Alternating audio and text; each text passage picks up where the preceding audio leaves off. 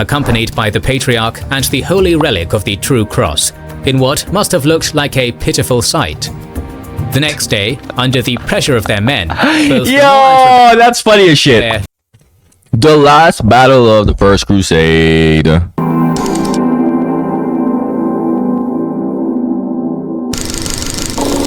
In our previous episode on the First Crusade, the holy city of Jerusalem fell spectacularly, with the Crusaders showcasing their cunning, military technology, bravery, and sheer brutality.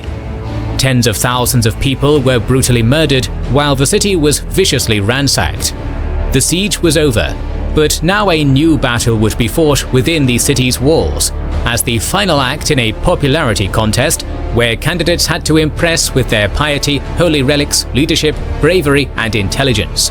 And now all of the work they put in would finally pay off in the greatest reward of all: who gets to rule Jerusalem. We're also going to give you some check it out now. As bodies still littered the streets, the Crusader Council convened and discussed urgent matters, such as how to dispose of all the corpses, where to house the soldiers and pilgrims, as well as how to prepare for the expected Egyptian retaliation. But the biggest agenda in the meeting was who to elect as the city's ruler. From the very start, this was what Raymond of Toulouse wanted more than anything else. But his lackluster performance in the siege, as well as his previous failed attempts, fake relics, and old age, put him in a bad position. Godfrey of Bouillon had a much better claim, but the clergy continued to resist the idea that a layman could rule the city of God. Raymond of Aguilera recounts, "About this time a public assembly was held, for the leaders of the army were quarreling with each other. There was dissatisfaction because Tancred had occupied Bethlehem and had placed his standard over the Church of the Nativity. An effort was also made to elect one of the princes king to have custody of the city.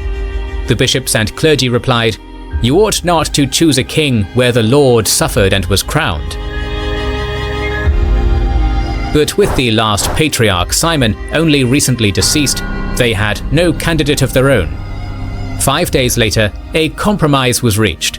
Godfrey was chosen as the city's ruler, but styled as Advocatus Sancti Sepulchri, or Advocate of the Holy Sepulchre, a title meant to distinguish him more as a protector subordinate to the church.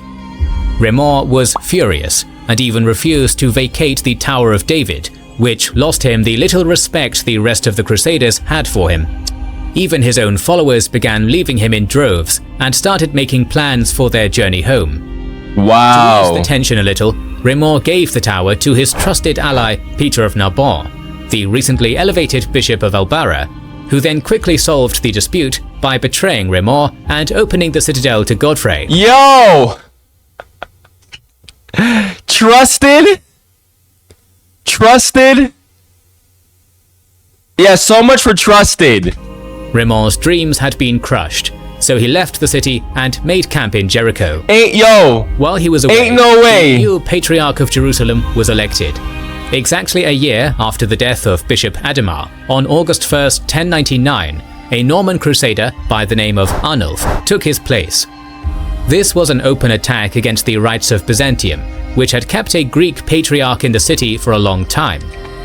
The new patriarch left the Orthodox Christians alone, but violently persecuted Armenians, Copts, Nestorians, and Jacobites, who were prohibited from entering the Church of the Holy Sepulchre. To strengthen his position, Arnulf then started a cult around a new holy relic, a battered silver and golden crucifix believed to contain a piece of the true cross. Apparently everything has the piece of the true cross. According to one source, the patriarch tortured locals to discover its location. I am not surprised. We examine how fragile the cohesion of this expedition was in its later stages. It is easy to underestimate them at every turn, which is exactly what most of their opponents did, including the Fatimids. But Vizier al-Afdal was not going to let this stand.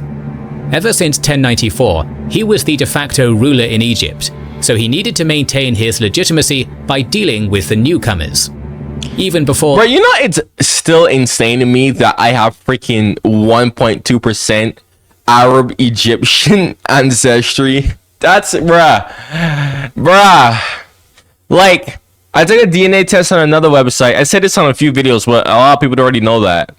But yeah, I took a freaking DNA test on another website. If you don't know, it was basically gave me like the same results, but it said specifically your DNA was traced to Egypt, and it said specifically is Arab Egyptian DNA. It said Egypt, you 1.2% Arab Egyptian. I'm like, what the hell? How did that happen? Now, I was trying to like figure it out, but I thought to myself, wait a minute. You know, the freaking Arabs freaking controlled the Iberian Peninsula, because remember in my ancestry DNA reaction, like my DNA was traced to like basically almost all of Iberia as well. So I was like, okay, maybe that's how. Because you know, a bunch of Arab influences did come due to the freaking Emirates and dynasties that ruled that peninsula for such a freaking long time. The city fell, a powerful force was assembled, and now it entered Palestine. History was now repeating itself, but this time the Franks decided to avoid the near disaster of Antioch and rode out to meet the incoming threat head-on. Originally, the Crusader force had more numbers than some countries, but now, out of the 150,000 people, if we count the People's Crusade, just over 10% remained. It was Tancred who managed to capture a few of the Fatimid scouts while patrolling the coastline, who discovered that a large army was only days away. Raymond and Robert of Normandy, however, refused the call to arms, requesting more proof of the existence of said army. And so, with a combination of bravado and hubris, Godfrey marched out on August 9th with his forces supported only by Robert of Flanders. The soldiers left barefoot, accompanied by the Patriarch and the holy relic of the True Cross, in what must have looked like a pitiful sight. The next day, under the pressure of their men, both that's funny as shit. joined Godfrey and assembled with the rest at Ramleh. Meanwhile, Jerusalem was left ungarrisoned, with only Peter the Hermit and the clergy saying prayers, hoping for a Christian victory. This all-out strategy literally hopes and prayers. Literally hopes and prayers, bro. Once again, meant that if they were to lose this battle, the city was guaranteed to fall, making the entire journey pointless. Hopes and prayers, man. With all the leaders hopes and prayers. The morale of the army was lifted, and on the 11th of August, 1,200 knights and 9,000 footmen made their way towards Ascalon. Late in the day, they captured another group of Egyptian spies, who revealed the size of the Fatimid army. 20,000 Muslims, with a corps of heavy cavalry, incorporating Bedouins, Berbers, and fearsome Ethiopians, wielding giant flails, able to kill a man and his horse in a single blow, were camped just outside of Ascalon, and were going that's pretty bad. to push for the city the very next day. Godfrey realized he was outnumbered, so he relied on the element of surprise. After a short, nearly sleepless night a few miles north of the port, the Crusaders moved south before dawn on the 12th of August, with Raymond on the right, Godfrey on the left, and the two Roberts and Tancred in the center. The camp was not too difficult to locate on account of the massive herds of oxen, sheep, goats, and camels, and once in sight, the Crusaders made their move. The three groups charged at a moderate pace, catching the Muslims completely by surprise. Al-Afdal prioritized mobility and failed to set up a perimeter or send out scouts, so most of his troops were still sleeping in their tents. Oh shit! Robert of Normandy headed directly towards the camp, capturing the vizier's personal coat of arms and most of his possessions. Wow! Alongside the coastline, oh my gosh! The Fatimids into the sea, drowning them, while others rushed towards Ascalon, only to be crushed to death in the choke point formed at the gates. Oh wow! That initial shock totally broke the Egyptians, and what could have been an epic battle was nothing more than a rout. Wow! As recalled, in their great fright, the Fatimids climbed and hid in trees, only to plunge from boughs like falling birds when our men pierced them with arrows and killed them with lances. Later, the Christians uselessly decapitated them with swords. Other infidels threw themselves to the ground, groveling in terror at the Christians' feet. Then our men cut them to pieces as one slaughters cattle for the meat market. Al-Afdal managed to escape into Ascalon and then sail back to Egypt, disappointed in... That is the most, like, uneventful, one-sided, disappointing. Like, that was just so, like, there's a better word to describe it. Just because someone said, hey, just skip this battle. But I'm like, no, I wanna do it. I'm like, I wanted to do this whole thing in order. How easy it was for the Crusaders to destroy his army. Not only that, but they captured a wide array of treasures from his camp. Reportedly, those featured gold, silver, long cloaks, other clothing, and 12 kinds of precious stones, helmets decorated with gold, the finest rings, wonderful swords, grain, flour, and much else. His sword alone was later sold for 60 gold pieces. The bounty was so vast that the army couldn't carry all of it, resorting to burning what was left behind. Damn! As for Ascalon, the port city refused to surrender to anyone but Remor, the only prince known to have kept his promise of safe passage during the sack of Jerusalem. Godfrey was insulted and didn't intend to give his rival such a crucial exclave that close to Jerusalem, so the Franks simply left. The strange combination of great martial success, followed by idiotic bickering, was still present. Because of this decision, the powerful Fatimid navy could maintain this foothold for more than half a century, and Al-Afdal would use Ascalon as a staging ground from where he would launch annual attacks. Wow! Wow, that butterfly effect is crazy. Regardless, wow. So you're telling me, right, if they had Ascalon, these Crusader states could have survived for much longer? Complete, and the few survivors were some of... This is why I like to react to this stuff, because there's details, like important details to learn. The luckiest and toughest people in history, with an adventurous and miraculous story so colorful that it could rival that of Alexander. As summer passed, teenagers were ready to tell that story back home, and in September of 1099, Robert of Normandy and Robert of Flanders, along with the majority of the Crusaders, sailed away. Remor lingered, and Godfrey was left with just 300 knights to hold Jerusalem. News of Jerusalem spread, but Pope Urban II died in Rome on the 29th of July, just 2 weeks before the news of his success could reach him. For the mighty warriors who returned, their treasures were almost entirely spent by the time they returned home. They were exhausted, sick, and broke, but revered as heroes by anyone who crossed them. This is the first detailed map I've seen of Europe of this time period. Like, I can actually see, like, oh my goodness, what's actually going on?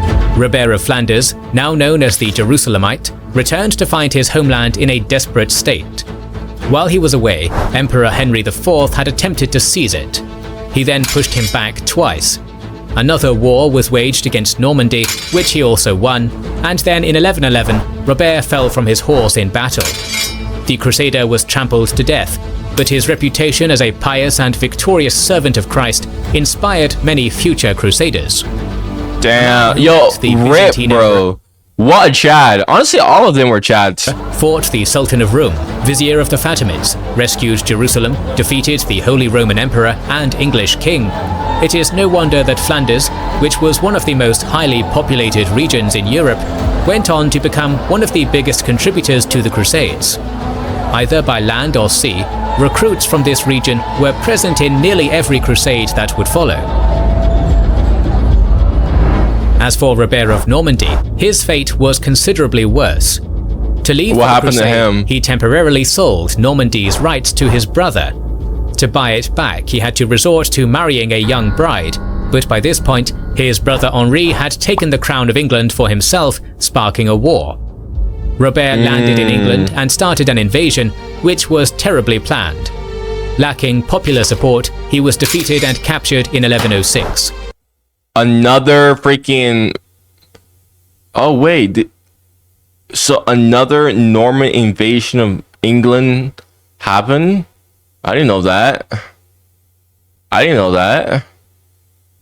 Again, this is why it's important for me to watch this type of videos. He would spend the next 28 years being moved from one prison to another, hell including nah. the Tower of London, until his death in 1134. Yeah, nah. In his cell, he reminisced how he regretted refusing the crown of Jerusalem, not out of reverence, but out of fear of the work involved. Many historians tend to gloss over these events, but the reality is that Robert had the claim and the supporters needed to take the English throne. In fact, he and Geoffrey Plantagenet are the only dukes of Normandy who didn't become English kings, and had he done so, the history of England, France, and the Crusades would be entirely different. Wow! Then there was the mastermind behind the siege weapons at Jerusalem. He went on to assist the Reconquista in fighting the Moors. Other warriors gave up combat for good and devoted themselves to becoming monks. Wait, you mean like the Moors? Like the Moors who apparently showed Europeans how to freaking clean themselves and bathe properly? Like those Moors, or a different type of Moors? Priests in monasteries they founded. A man named Gilfer of Lestor, who was the first man on the walls of Maret, is said to have come back with a pet lion. Peter the Hermit also made it home, with a piece of the Holy Sepulchre, and John the Baptist. He founded a religious cult in France, which started a trend where pilgrims would make their journey to Jerusalem, enter the Holy Church, and open a flask to capture its essence, a souvenir to bring back home. Other examples of such tourism included palm leaves, single strands of hair from Christ's beard, a whole ball of the Virgin Mary's hair, pieces of the True Cross, and numerous holy lances. This would set the trend, and modern archaeologists have found thousands of these flasks meant to contain holy water or oil called ampullae. They would be worn around the necks of those who wanted a piece of divinity and something they could show off back home. The reverence and stories that came out of the First Crusade spawned the Christian version of the Hajj. I didn't know that. There were also those who deserted the Crusade, and now that it was seemingly over, they faced the scorn of Latin society. Among them were Hugh of Vermandois and Stephen of Blois, who fled from Antioch and were now under the threat of excommunication. The overwhelming public shame was so powerful that it prompted a new third wave of Latin armies in the Holy Land, joined by numerous enthusiastic Franks who wanted either absolution, fame, or an artifact. However, this time the Crusade was proclaimed by Pope Pascal II and featured numerous Germans and Italians. This campaign is known as the Crusade of 1101 or the Crusade of the Faint-Hearted, highlighting two problems you must have already thought of. Wasn't the First Crusade over? And why wasn't it named the Second Crusade? Yeah. Those are just some of the questions we will answer in the next episode. Yeah, that will be released over the coming weeks. And if you don't want to miss it, make sure you have subscribed and pressed the bell button. Recently, we have started releasing weekly Patreon and YouTube. Okay, so, okay. Good thing I did not skip this. There's a bunch of details that was very, very, very, very insightful that I learned here. So, thank God I did not freaking well skip. Remember, guys, if you made it all the way here and you like my reactions, make sure you subscribe for more. If you have any videos that you know I would love to react to, you can always comment it in the comments below. Eventually, I will do it. You know, if you're an active viewer, you want your reactions to be done a lot more quicker.